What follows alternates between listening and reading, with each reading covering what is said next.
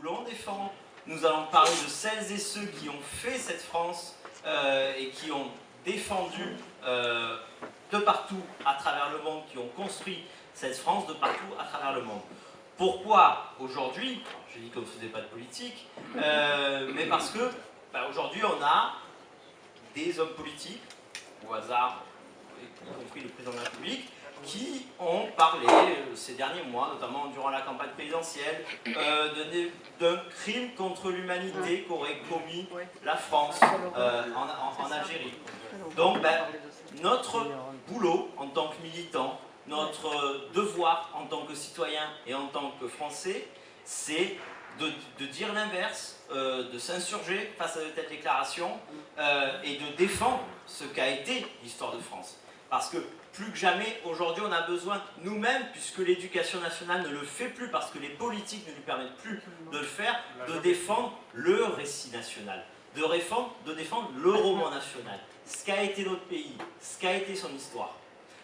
Et puis, le faire ici, à Marseille, bien évidemment, parce que Marseille, quelque part, a grandi avec l'Empire, a grandi avec ses colonies, et ensuite a grandi avec les orphelins de l'Empire, avec tous, notamment ces rapatriés d'Afrique du Nord qui ont fait Marseille. Donc s'il y a une ville en France où nous sommes fiers de t'accueillir aujourd'hui, Arnaud, c'est ici pour faire une conférence de débat à ce sujet.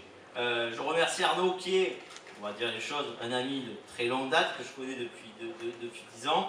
Donc je suis d'autant plus heureux de l'accueillir parmi nous.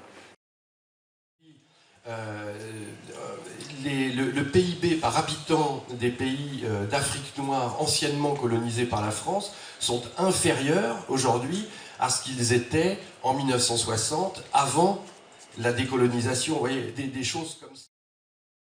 L'humanité, d'ailleurs, il a été spécifiquement expliqué au tribunal de Nuremberg, c'est là où la notion est apparue, c'est la volonté d'exterminer un peuple.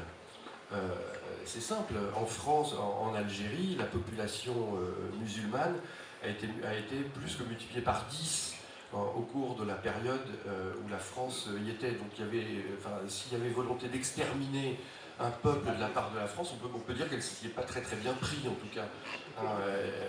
Voilà, donc évidemment que le but n'était pas là, évidemment que le mot crime contre l'humanité est absolument injustifié.